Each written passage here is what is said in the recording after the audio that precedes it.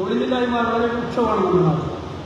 ഇപ്പം രാഹുൽ ഇവിടെ പറഞ്ഞു PLFS സർവേ തന്നെ പറയുന്നത് ഇന്ത്യയിലെ ഏറ്റവും കൂടുതൽ തൊഴിലില്ലായ്മ 2% കൂടുതൽ, ശരാശരി ദേശീയ ശരാശരിയിൽ 2% കൂടുതൽ. 5.5 അവിടെയാണെങ്കിൽ ഇവിടെ 7.5.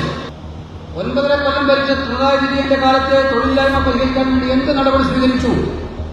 യുവാക്കളുടെ അക്രമം വർദ്ധിക്കുന്നതും നാട്ടിൽ കലാപങ്ങൾ ഉണ്ടാകുന്നതിനും പ്രധാനപ്പെട്ട കാരണങ്ങൾ നോക്കാൻ കമ്പി നടത്തേണ്ട കാര്യമില്ല. അതിൽ പ്രധാനപ്പെട്ട കാരണങ്ങളിലൊന്ന് ഈ രൂക്ഷമായ തൊഴിലില്ലായ്മയാണ്. അത് പരിഹരിക്കാൻ എന്ത് നടപടി സ്വീകരിച്ചു? 9 കൊല്ലം കൊണ്ട് ഏകദേശം 1.8 ലക്ഷം പേരെയാണ് ഈ സർക്കാർ പിൻവാതിലൂടെ നിയമിച്ചത്. 30,000 പേരെ ശരാശരി ഒരു വർഷം പിൻവാതിലൂടെ നിയമിക്കുകയാണ്. എംപ്ലോയ്മെന്റ് എക്സ്ചേഞ്ചിൽ പേര് രജിസ്റ്റർ ചെയ്ത ചെറുപ്പക്കാർ ക്യൂ നിൽക്കുന്നു. പബ്ലിക് സർവീസ് കമ്മീഷൻ പരീക്ഷ ചെയ്ത് റാങ്ക് ലിസ്റ്റുള്ള ചെറുപ്പക്കാർ ക്യൂ നിൽക്കുന്നു. ഇവിടെയാണ് 9 കൊല്ലം കൊണ്ട് 1.8 ലക്ഷം ആരാണ്? അർഹതപ്പെട്ടവനാണോ? എംപ്ലോയ്മെന്റിൽ പേര് രജിസ്റ്റർ കാത്തിരിക്കുന്ന ചെറുപ്പക്കാരനാണോ? PSC പരീക്ഷയിൽ കാത്തിരിക്കുന്ന ചെറുപ്പക്കാരനാണോ? അഭ്യസ്തവിദ്യരായിട്ടുള്ള മറ്റൊരു യുവതീവാക്കളാണോ? അല്ല.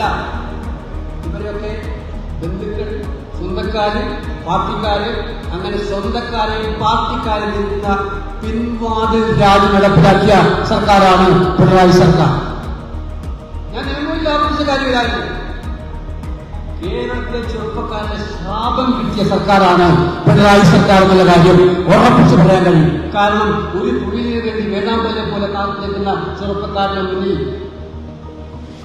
കടക്കും പുറത്ത് എന്ന് പറഞ്ഞ് സ്വന്തം പാർട്ടിക്കാരെയും ബന്ധുക്കളെയും ആ ജോലിയിൽ തിരികെ കയറ്റിയിട്ടുള്ള ചെറുപ്പക്കാരുടെ ശാപം വാങ്ങിച്ച സർക്കാരാണ് ഈ സർക്കാർ.